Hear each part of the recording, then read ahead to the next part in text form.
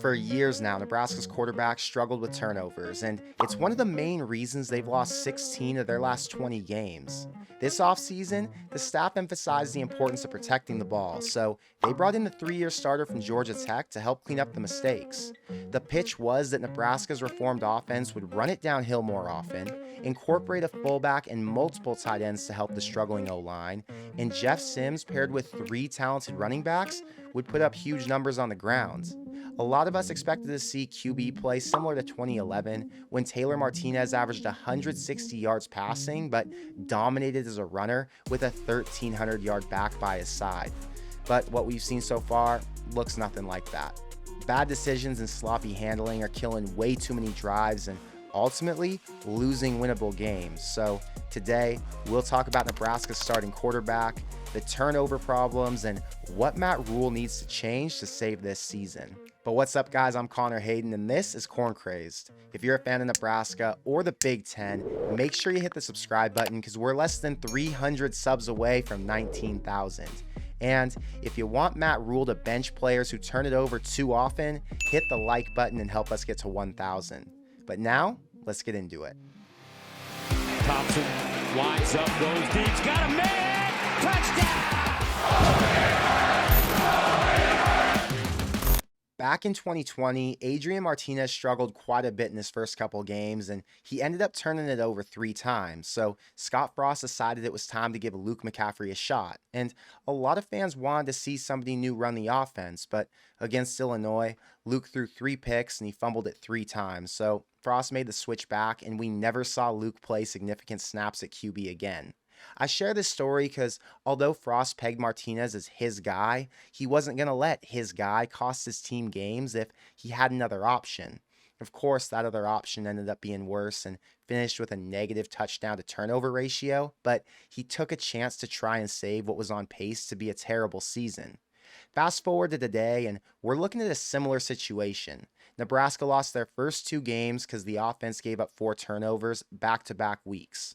After the fourth quarter fumble in Minnesota, Anthony Grant was benched, and we didn't see him play a single snap against Colorado because the staff couldn't trust him. But Jeff Sims, who threw 3 picks, was never questioned. Obviously, the quarterback gets a longer leash, and when you've got 2 other good running backs, you can afford to sit one who's a known liability. But then it got worse. On the opening series in Boulder, Sims led a 7-play, 42-yard drive to the Colorado 30, but on 3rd and 10, already in field goal range, Sims drops a snap that hit him in the hands, and Colorado's offense got it back. 4 drives later, Sims bobbled the snap, ball ends up on the ground, and Colorado's offense takes over again, but this time in the red zone. And at this point, even Colorado fans are expecting Rhule to make a change at QB, but the very next drive, Sims came back out and threw a bad interception from his own 20-yard line. And that wasn't the end of his struggles in that game, but it gives you an idea of what Rhule's willing to tolerate from his hand-chosen quarterback. I make a lot of content and I put it out for free, so I want to give a quick shout out to CarrackerChronicles.com for sponsoring today's show. And for those who didn't know, Adam Carracker launched his website and his YouTube channel this summer. And on the site, you can find all the content he's featured in, plus some of my stuff and other Nebraska creators. If you want to check that out because you haven't gotten to see it yet, just click the link in the description box below and you'll find both the channel and the site there. I dropped a poll that got over 2,000 votes, and almost 90% of you said you'd roll with Harburg or Purdy over Jeff Sims next week, so I decided to make this video.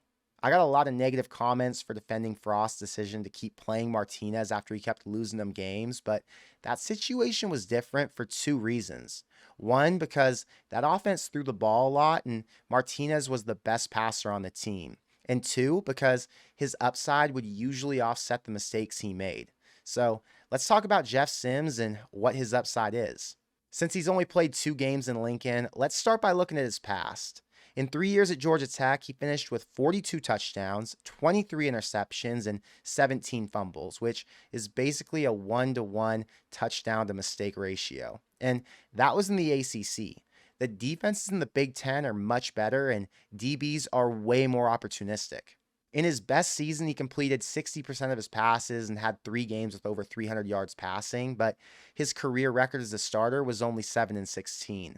Then you look at these last 2 games. 2 touchdowns, 7 turnovers, and only 378 total yards.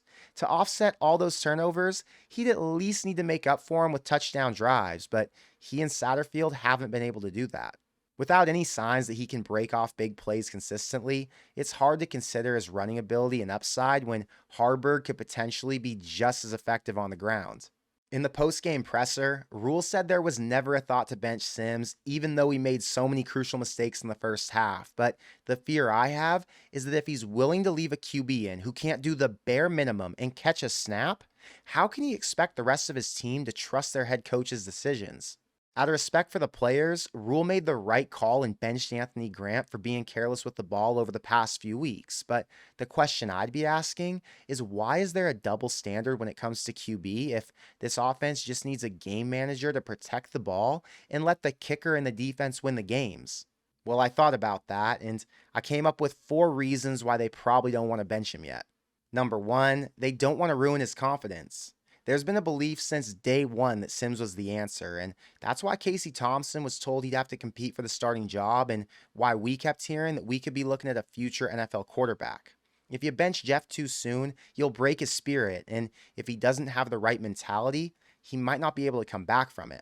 They spent the last few months building the entire offense around Sims and getting him in sync with the receivers. So, abandoning all of that work today and giving Harburg a shot to take the job when they're not even certain he's the answer either could be dangerous in the long run. On the flip side, if you leave him in too long and the stupid mistakes continue, the national attention will get so intense, I'd worry that breaks his confidence even more. Number 2 is ego. Rhule's longtime friend was the head coach at Georgia Tech, and he saw potential in the QB before he ever knew he'd be coming to Nebraska. He and Satterfield fully bought into their guy the day they signed him, and they've doubled down over and over on how big of an impact he could make in this offense. Making a change after only 2 games is usually a bit extreme, and since the mistakes seem easy to correct, it's hard to stomach benching your main guy for high school level mistakes that a Big Ten staff should be able to correct in about 3 practices. Number 3 is that they believe in his upside too much. The interesting thing about the new offense is that we haven't seen enough design QB runs, deep passes, or anything else that requires an elite talent to make it successful. Most routes are short and to the inside. The run game's basic and doesn't require more than one read. And as long as their QB has decent size, athleticism, and speed, they could average 70 yards rushing and 150 yards passing per game. I love the idea of having a freakishly talented guy as the general in the backfield, but when you can't trust him enough to maximize his skill set anyway, how much upside is there? And number 4, they don't trust their backups. We haven't seen serviceable backup QB play at Nebraska since Noah Vedral in 2019. In the portal era, it's hard to keep 2 starting caliber guys on the roster, and the dream was to have Casey back this year as an insurance policy if things went left. Instead, Satterfield was left with Harburg, who hadn't played at all, and Chuba, who faced his own set of challenges when he was called on last year. If Rhule was confident he had a good backup and he believed he could beat Colorado, the no-brainer was to send him in to start the 3rd quarter, but the choice to continue riding Sims could be a telling sign of what he's seeing in practice. I'm going to give you my final takes on this offense, the QB job, and what I think the coaches need to do going forward. But real quick, my friend Todd at Herman Hunts in Presho, South Dakota, just let me know pheasant season's coming up here in October, and it runs till the end of January. They've been doing hunts over there for 48 years with wild birds, not pen raised, and they're hunting on 14,000 acres. So if you're interested in booking a trip this winter, you can give Todd a call at 605 280 4103, and he can get you all set up for a hunt. Today, the offense ranks 116th nationally, and they're tied for dead last in turnovers lost with Ohio, who lost their starting QB a few plays into their first game. The defense held Minnesota to only 13 points, and they shut down Colorado's high-powered offense up until the turnovers gave them great field position. After 2 games, I've learned something that I hope Matt Rhule has too, and that's that this season, Nebraska could be the new Iowa, and that's okay. Iowa's shown time and time again that you can win 8 games a year if you just control the clock, limit turnovers, punt to win, and let your defense and kicker win the games for you. Nebraska plays one more team who will present some major challenges, but outside of Michigan, Every other game on the schedule is still up for grabs if you let the defense dominate and if the offense doesn't give it away. I actually never thought I'd want Nebraska to play that style of football, but if that's what it takes to win until there's a quarterback who can open it up, then I can guarantee 100% of the fans would be just fine with it. I've said it before, but I'm going to say it again. I'm not a coach, and I'm not getting paid millions of dollars to make these tough decisions. And I've got no idea what happens behind the closed doors. But based on everything I've seen so far, if I'm Rhule or Satterfield, I'd say we're benching Sims until he can clean up the little mistakes. Harburg's QB1, and his job is to protect the ball, make clean handoffs to Gabe Ervin, manage the clock, don't get delay of game penalties, and do your best to score 14 points a game. That's it. Brian Ferentz is one of the worst OCs in the Big Ten, and I bet you if he was at Nebraska right now, he'd take my idea and he'd win with it. The defense is proven. The offenses on this schedule are not special, and this season is still alive, but only if Matt Rhule makes the necessary changes. I'm tired of being patient. I'm tired of stealing John Johnston quotes to say at the end of my post-game reactions. I'm tired of spending hundreds of dollars to go to these games just to watch them lose in the dumbest ways. And I'm not alone. Nebraska fans are some of the most knowledgeable football fans on the planet, and 90% of us agree with this line of thinking. So if it's going to be a shit season either way, at least do what the fans want so they keep supporting this team, buying tickets, and watching the games. This seems so simple, but maybe I'm delusional, so let me know in the comments below. Is it time to make a change at quarterback, or do you subscribe to the insanity?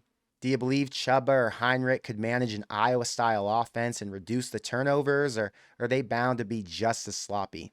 And if this insane turnover ratio continues, will you watch the games, or is there a limit to how much time you'll invest into this team?